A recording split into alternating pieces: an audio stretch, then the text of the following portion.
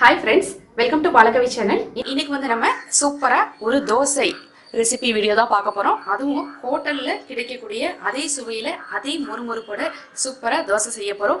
அதை நம்ம வீட்ல நம்மளே செஞ்சு சாப்பிடும்போது சூப்பரா இருக்கும். வாங்க அதுக்கு நான் என்னென்ன அளவுகளோட மாவு அரிசி ஊறப்பட போறேன் அப்படின்றத உங்களுக்கு நான் ஷேர் பண்ணி இன்னைக்கு நான் இதை அரைச்சி ஃபுல்லா தோசை ரெசிபியோட உங்களுக்கு நான் சூப்பரா காமிக்கிறேன். 1 2 இட்லி அரிசி சேர்த்திருக்கேன். அடுத்தது துவரம் பருப்பு 4 இந்த ஸ்பூனால 4 ஸ்பூன் துவரம் பருப்பு சேர்த்திருக்கேன். அடுத்தது கடலை பருப்பு இதே ஸ்பூனால 4. நமக்கு ஹோட்டல் தோசை சுவையில் கிடைக்கணும் அப்படின்னும் போது இந்த கடலை பருப்பு துவரம் பருப்பு சேர்க்கும் போது நல்லா இருக்கும் உங்களுக்கு தோசை. அடுத்தது உளுந்து, வெள்ளை உளுந்து 1/2 டம்ளர் உளுந்து எடுத்துக்கிறேன். வெந்தயம் ஒரு 1/2 டீஸ்பூன் சேர்த்துக்கிறேன். இப்போ அடுத்தது நான் பச்சரிசி சேர்க்க போகிறேன். பச்சரிசி எந்த பச்சரிசி வேணாலும் எடுத்துக்கலாம். சாப்பாடு பச்சரிசி, ரேஷன் கடை பச்சரிசி எது வேணாலும் நம்ம யூஸ் பண்ணிக்கலாம். இன்றைக்கி நான் வந்து நார்மலாக சாப்பாடு பச்சரிசி தான் இன்றைக்கி என்கிட்ட இருக்கு, அதை நான் எடுத்துக்கிறேன். 2 புழுங்கல் அரிசி போட்டதுக்கு ஒரு பச்சரிசி நான் இதில் சேர்க்குறேன். இப்போ இது எல்லாத்தையும் நான் நல்லா ஒன்றா கழுவி களைஞ்சி ஊற வைக்க போகிறேன். கழுவி எடுத்துக்கிட்டேன். இப்போ இதை வந்து நல்லா 3 மணி நேரம் நான் ஊற வச்சிடுறேன். ஊறிக்கு நான் வந்து கிரைண்டரில் அரைக்க போகிறேன். உங்களுக்கு வந்து குறைவான அளவுகள் போட்டுக்கிட்டிங்கன்னா டைரெக்டாக மிக்சியில் கூட நம்ம சூப்பராக அரைக்கலாம். நல்லா 3 மணி நேரம் ஆயிடுச்சு, ஊறி இருக்கு. எந்த கிளாஸ் அளவுகளால் அரிசி எல்லாமே அளந்துடணும் அதே கிளாஸில் 1/2 கிளாஸ் அளவு கெட்டி அவுள் எடுத்திருக்கேன். கெட்டி அவுள் தான் இல்லை, எந்த அவுள் வேணாலும் எடுத்துக்கலாம். என்கிட்ட இன்றைக்கி கெட்டி அவுள் தான் இருக்குது, அதனால் நான் இதை எடுத்துக்கிறேன். இந்த அவுளை நல்லா க்ளீன் பண்ணிவிட்டு கழுவி எடுத்துக்கிட்டேன். இதை ரெடி பண்ணிக்கணும் அப்படின்னா இப்போ நம்ம மாவு அரைக்க போகிறோம் அப்படின்னா அப்போ இதை கழுவி இந்த அவுளை நீங்கள் இதோட சேர்த்துக்குங்க. நான் இப்போ கிரைண்டர் வந்து கழுவுறதுக்குள்ளே எனக்கு இதை ஊறினா போதும். அவுள் வந்து ரொம்ப நேரம் ஊறணும்னு அவசியம் இல்லை. கிரைண்டர் நல்லா கழுவி க்ளீன் பண்ணி எடுத்துக்கிட்டேன். தண்ணியை வடிச்சுக்கிட்டேன். அதிகமான மாவு சீக்கிரம் புளிக்கணும் அப்படின்னு நினச்சிங்கன்னா இந்த ஊற வச்ச தண்ணியே நம்ம அரைக்கிறதுக்கு யூஸ் பண்ணிக்கலாம். நான் வந்து எனக்கு சீக்கிரம் புளிச்சிடும், அதனால் எப்போதுமே புதுசாக ஃப்ரெஷ்ஷாக தண்ணி பிடிச்சி தான் நான் அரைக்கிறதுக்கு தண்ணி ஊற்றி அரைப்பேன். இப்போ இந்த அரிசிகளை நான் இதில்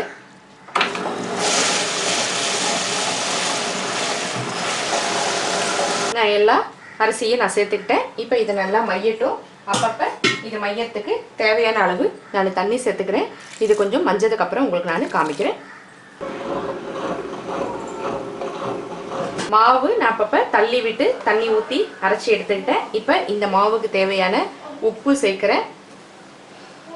கரெக்டாக 1 டேபிள் ஸ்பூன் உப்பு நான் சேர்த்துருக்கேன். இது வந்து கல் உப்பு தான் நான் இன்னைக்கு சேர்த்துருக்கேன். மாவு நல்லா சூப்பராக சாஃப்டாக அப்படியே வெண்ணெய் மாதிரி திரண்டு வந்துருச்சு, சூப்பராக இருக்குது. இப்போ இதை நான் ஒரு பாத்திரத்தில் வச்சுக்கிறேன். எப்போதுமே உப்பை வந்து நம்ம கிரைண்டரில் அரைக்கும் போதே உப்பு சேர்த்துக்கிட்டோம்னா நமக்கு எல்லா மாவுலேயும் நல்லாவும் மிக்ஸ் ஆகிடும். எனக்கு தோசைக்கு அரைக்கிறதுக்கு கரெக்டாக ஒரு 35 நிமிஷம் ஆச்சு. நல்லா சாஃப்டாக சூப்பராக மொறுன்னு நமக்கு தோசை வரும். தோசை மட்டும்தான் வருமா, இட்லியும் சுடலாமா அப்படின்னு நிறைய பேருக்கு சந்தேகங்கள் இருக்கும். கண்டிப்பாக இட்லியும் இந்த மாவில் நம்ம செய்யலாம். 3/4 கவலை கிடச்சிருக்குது. இதை அப்படியே வச்சா பொங்கி வழிஞ்சிடும். இதை நான் வந்து 2 பகுதியாக எடுத்துக்க போகிறேன். இது அப்படியே நல்ல ஒரு 8 ஹவர்ஸ் வந்து இந்த மாவு நல்லா பொங்கி வரட்டும். அதுக்கப்புறம் நான் தோசைக்கு ஊற்றி காமிக்கிறேன் உங்களுக்கு. மாவு எப்படி பொங்கி இருக்குன்னு பார்க்கலாம். தோசைக்கு அரைச்சது பாதி பாத்திரம் அரைச்சிருந்தேன், நல்லா உப்பி வந்திருக்கு பாருங்கள். இப்போ இதை நல்லா மிக்ஸ் பண்ணி விட்டுக்கிறேன்.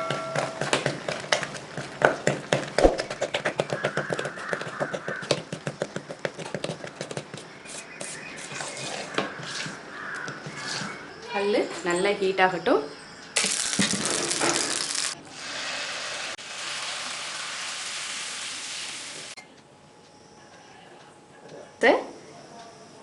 நமக்கு தானாக எழுந்து வருது பாருங்க. இதை மாதிரி தோசை வரணும். வந்தால் தான் தோசை கரெக்டாக இருக்குது, பதம் மாவு எல்லாமே அர்த்தம். தோசை மேலே நம்ம கொஞ்சம் நெய் விட்டுக்கலாம். நெய் இல்லைன்னா எண்ணெய் எது விருப்பமோ அது நம்ம கொஞ்சம் ஆட் பண்ணிக்கலாம். சுவையான சூப்பரான நமக்கு ஹோட்டல் ஸ்டைல் மொறு தோசை ரெடி ஆயிடுச்சு. இது இந்த தோசையிலே அடுத்தடுத்து என்ன தோசை ஊற்றுறேன் அப்படின்றது நான் உங்களுக்கு ஷேர் பண்ணுறேன். இப்போ இந்த தோசையை நான் புட்டு காமிக்கிறேன் இருங்க. இதே மாதிரி நமக்கு தோசை இப்படி தனித்தனியாக புட்டாக அழகாக வரணும். எவ்வளோ சூப்பராக மொறு மொறுன்னு நல்ல ரோஸ்ட்டாக இருக்குது பாருங்கள் தோசை.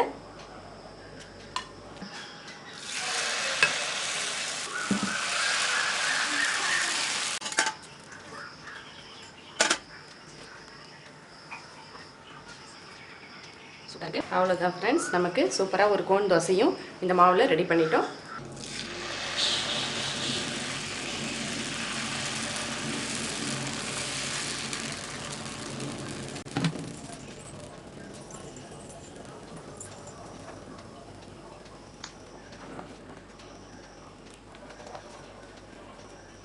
லைட்டாக அப்படி ப்ரெஸ் பண்ணி விடுங்க மாவுக்குள்ளார, நமக்கு அப்போ தான் வெங்காயம் இறங்கும், சுடாது. இப்போ தானே நம்ம தோசை ஊற்றிருக்கோம். இதெல்லாம் ஊத்தப்பத்துக்கு நமக்கு தோசைகள் கொஞ்சம் ஹையில் தான் வச்சுக்கணும். அப்போ தான் நமக்கு மொத்தமானது அப்படின்றதுனால வேகிறதுக்கு கரெக்டாக இருக்கும். இது மேலே நான் கொஞ்சமாக நம்ம சேனலில் ரெடி பண்ணியிருக்கேன், இந்த வீடியோ போட்டிருக்கேன், எள்ளு தோசை பொடி. இதுதான் நான் இன்றைக்கி அப்ளை பண்ணுறேன். பொடி தூண்டதுக்காக பொடி மேலேயும் ஆயில் விட்டுக்கிறேன். இப்போ மறுபக்கமும் பரட்டி போட்டுக்கணும். பரட்டி போட்டுட்டு லைட்டாக இந்த கரண்டியாலே லைட்டாக ஓட்டை போட்டுங்க, இல்லைன்னா ஃபோக் ஸ்பூன் வச்சு போட்டுக்கோங்க. நமக்கு வந்து உள்ளாரெல்லாம் ஈவனாக வெந்து கிடைக்கும். இல்லைன்னா ஊத்தப்பம் வந்து நம்ம வீட்டில் ஊற்றும் போது உள்ளார மாவாக இருக்கும், ஒரு சைடு மட்டும்தான் வெந்த மாதிரி இருக்கும். அப்படியே லைட்டாக ஓட்டை போட்டதே தெரியக்கூடாது, அந்த மாதிரி லைட்டாக டச் பண்ணுங்கள். அவ்வளோதான், சூப்பராக சுவையான ஹோட்டல் ஸ்டைல் ஊத்தப்பம் ரெடி ஆயிடுச்சு. இதே மாவில் ஹோட்டல் ஸ்டைல் ரோஸ்ட் தோசையும் ரெடி பண்ணிட்டோம், ஊத்தப்பம் ரெடி பண்ணியாச்சு.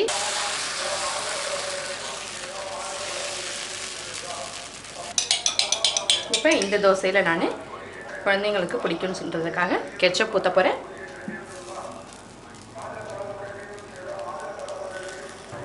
தக்காளிக்கு பதிலாக கெச்சப் சேர்த்துருக்கேன். இதில் கொஞ்சமாக வெங்காயம் சேர்த்துக்கிறேன். இது கொஞ்சம் ரொம்ப மொத்தமாக ஊற்ற வேண்டாம். இதுக்கு நான் பொடி சேர்க்கலை, கெச்சப்பில் நம்ம காரம் இருக்கும், அதனால் கெச்சப் வெங்காயம் மட்டும்தான் நான் இதில் சேர்த்துருக்கேன். இதை இப்போ இந்த தோசையை நம்ம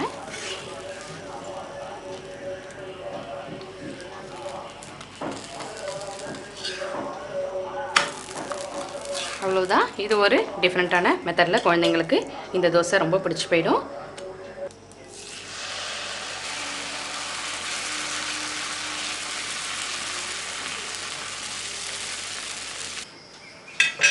இதுக்கு சூப்பராக ஒரு கார சட்னி அரைச்சி இன்றைக்கி நான் இந்த தோசையை பரிமாறுறேன்.